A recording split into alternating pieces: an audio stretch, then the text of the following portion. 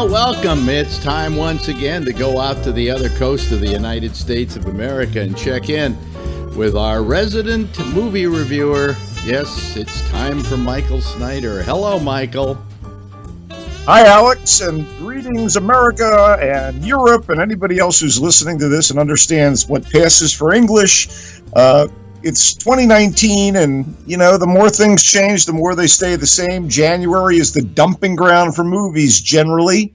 And let's see what they have in store for us this weekend. And we'll catch up to something from last week, too.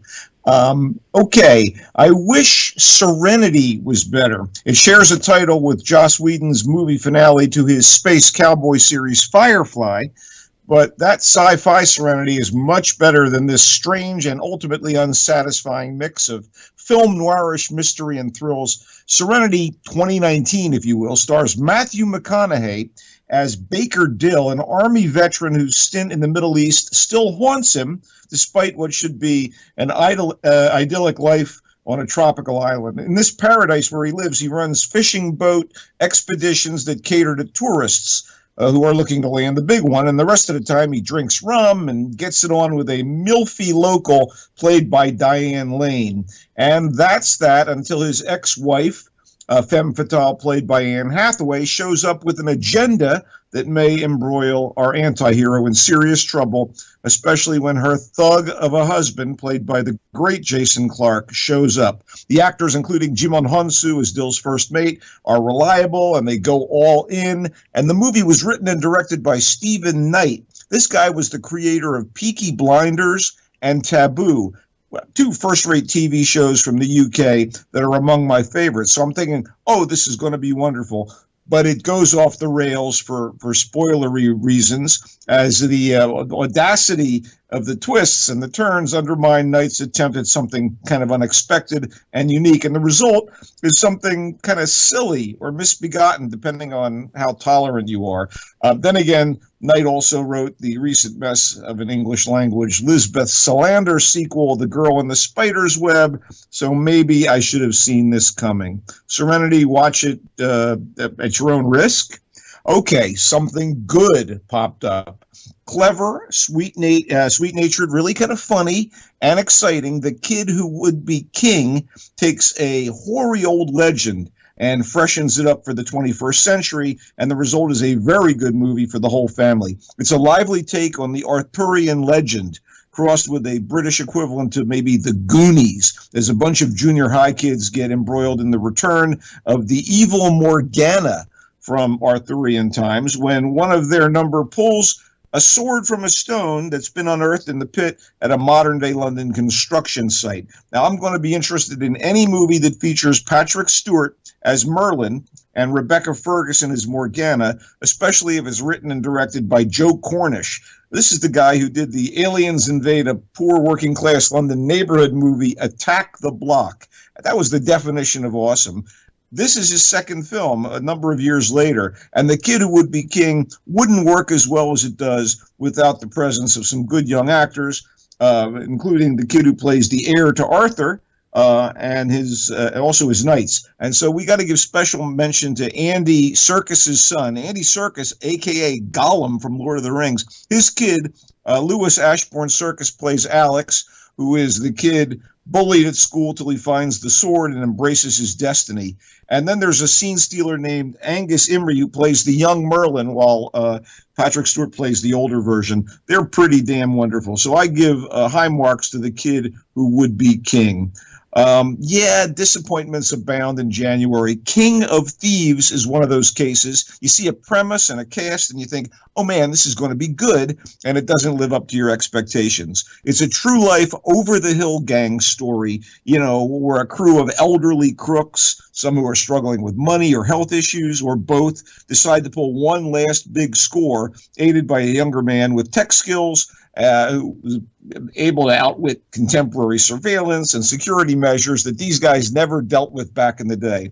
I mean, seriously, King of Thieves stars no less than Michael Caine as the ringleader, a guy who's led a comfortable life in retirement until the death of the wife who kept him on the straight and narrow sends him into depression.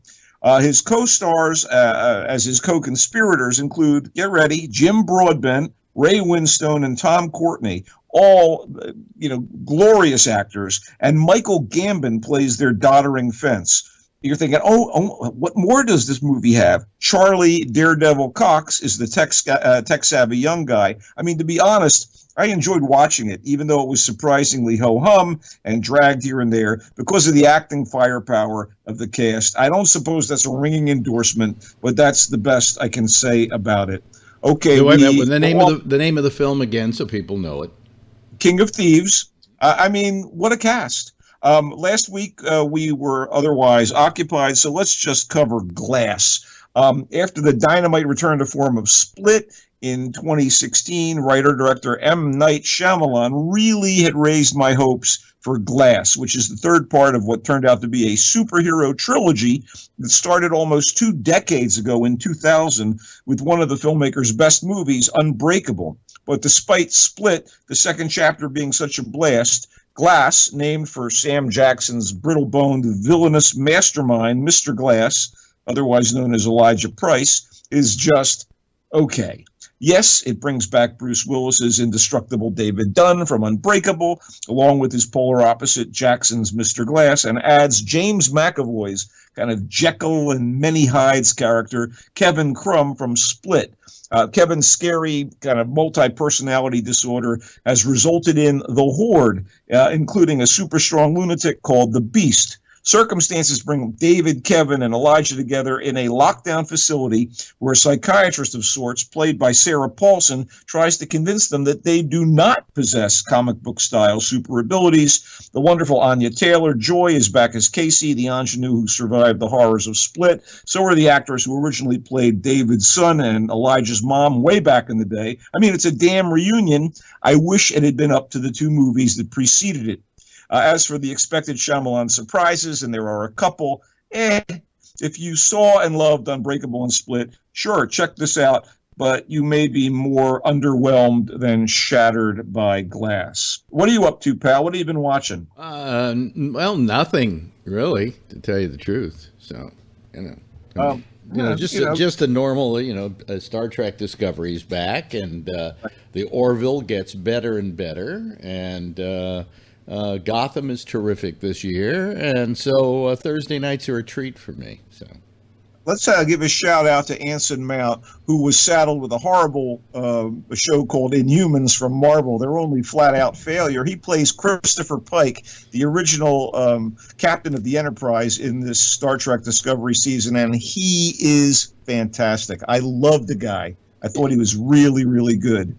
A quick note, by the way, if you're a fan of the French New Wave, people can now see the banned film by Jacques Rivette, La Religieuse, which is actually, the title translates as The Nun, which is not that horror movie from last year. This is a period piece from 19... Do you know how many people listening to us care about French film? I would hope a few of them, but it's a pretty wonderful movie. Zero. Big goose egg. I think you should think better of your listeners. But in any event, La Religieuse is now available in a restored version, and it's a period piece about a nun who finds herself caught in a very unpleasant situation. And Anna Karina, I love her. She's one of the greats of French New Wave cinema. Okay, I've done my little intellectual part, and we can wrap it up by saying you can check me out on Twitter at Culture Blaster and on Facebook at Michael Snyder's Culture Blast page, and certainly with the great Alex Bennett on GABNet. Okay, and there's more of that coming up if you're listening to us 24/7. And Michael will be back with us next week. Thank you, Michael.